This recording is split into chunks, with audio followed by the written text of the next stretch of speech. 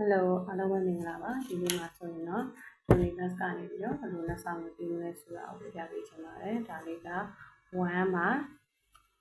ဒါလေးကတော့2ပါဒါလေးကတော့3ပါ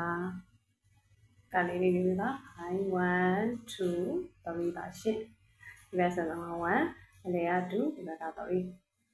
ဒီဆိုရင်တော့ဒီဘက်ကပြောပြတာကတော့ Universe ကပါပြောလဲဆိုလို့ရှိရင်တဲ့ကိုဗီနာမှာရှိနေတဲ့ကိုယ့်ရဲ့ဒါကိုကမိတ်ကလေးဆိုလို့ရှိရင်ကိုယ်မှာရှိနေတဲ့ကိုအိမ်အောင်ဘက်ကိုယ့်ရဲ့ပေါ့နော်ဒီခုစားဘက်ကဆိုလို့ရှိရင်ပေါ့နော်ဒီနည်းနည်းထိန်းရခက်တယ်ထိန်းရခက်တယ်ဆိုတာအရင်စိုးသွမ်းနေတာတော့မဟုတ်ဘူးသူကဉာဏ်ပညာတော့ရှိတယ်ဒါပေမဲ့တစ်ချက်ဟိုဒေါသထွက်တာလို့စိတ်ကြီးတဲ့လူတွေဖြစ်တတ်တဲ့အတွက်ကြောင့်မလို့သူနဲ့အပြာပြန်ပြီးတော့ရမ်းမဖြစ်ပါနဲ့တဲ့ကိုကပညာရှိနဲ့အေးချင်းပဲဟိုပေါ့နော်ထိန်းချုပ်ပါတဲ့ကိုထိန်းချုပ်နိုင်လိမ့်မယ်လို့ပြောတယ်ပေါ့နော်ပြီးလို့ရှိရင်ကိုတက်အသက်ကြီးတဲ့ဒါမှမဟုတ်ပညာတတ်တဲ့အမျိုးသမီးတယောက်ယောက်က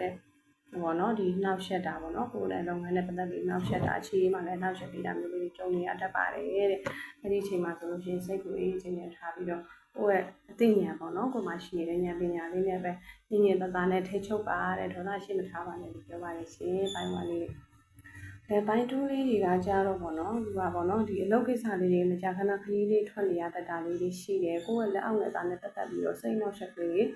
တွေ့ရတတ်တယ်ပေါ့နော်ငါမျိုးသမီးလေးတွေဆိုရင်လည်းကိုယ့်ရဲ့အိမ်တော်ဘက်ကပေါ့နော်ဒီလိုမျိုးအိမ်မှာမနေရဘူးပေါ့နော်ဒီမှာလိုမျိုးစီးပွားထွက်ရှာလာဖြစ်တဲ့အတွက်ကြောင့်မို့လို့စိုးရိမ်ပူပန်စိတ်ကလေးရှိနေတာလေးတွေလည်းတွေ့ရတတ်တယ်ဒါပေမဲ့မပူပါနဲ့ပေါ့နော်သူကအချိန်တန်လို့ရှိရင်တော့အိမ်ပြန်လာမှာဖြစ်ပါတယ်တဲ့အလုပ်လုပ်ပြီးအိမ်ပြန်လာဖြစ်တဲ့အတွက်ကြောင့်မို့စိုးရိမ်စိတ်တွေရမ်းမများပဲနဲ့ဟေးချင်းချမ်းလေးပဲနေပါလို့သူကတော့ပြောပါတယ်နော် Universe ကအဲ့လိုမျိုးပြောထားပါတယ်